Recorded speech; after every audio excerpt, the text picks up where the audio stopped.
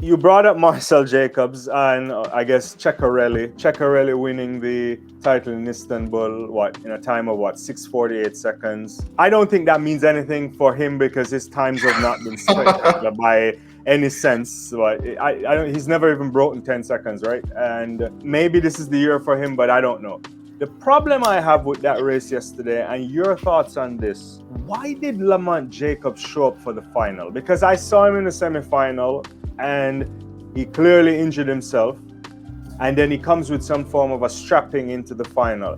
Who runs a 60-meter final, even if you're not... I can understand if this is at the World Championship and you want to make sure you get a medal. This is the European Indoor 60 title. It's a meaningless title in the grand scheme of things.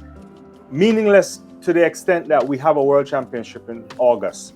What is he doing there? Okay, the curious case of Marcell Jacobs. I think I would cite to what Michael Johnson tweeted yesterday. He's not going to be the first world-class athlete that has managed injuries. But it's also not fair to compare injuries. Both the greatest of all time managed scoliosis, and he was able to come out and do well.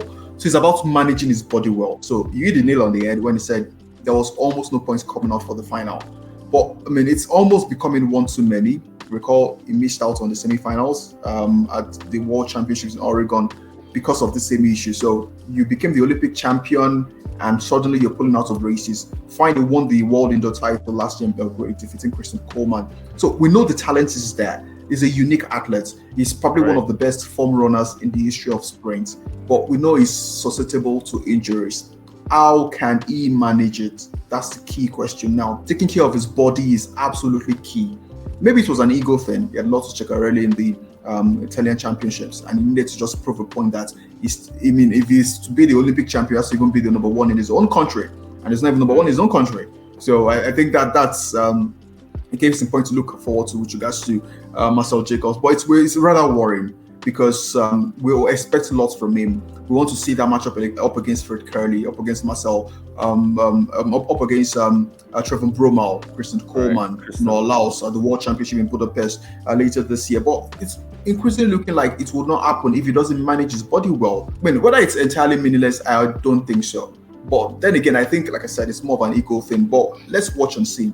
But it's almost certain that it's guaranteed that he's injury prone. I mean, you could see him holding his tie immediately after the race. Right. I still don't think he's one of the best 60-meter runners. You think he is? I mean, he was the European champion in 2019. He was the world, and he's the world champion. He's the world champion. He's the world champion. He's also the Olympic champion. So the quality is never in doubt. This is someone that, if he's absolutely fit, I think with consistency, is a 9.6 runner. If he's absolutely fit. But for you to be absolutely fit, you have to understand that you will not run many races like an Omayala because your body is not like his body. So how do you manage your body? And it's key. Right. And Bolt was able to show the world that you can do that, being a top athlete. And he needs to understand that. And then Bolt was also so far ahead of everybody that even when he was around 70 or 80%, he could still win.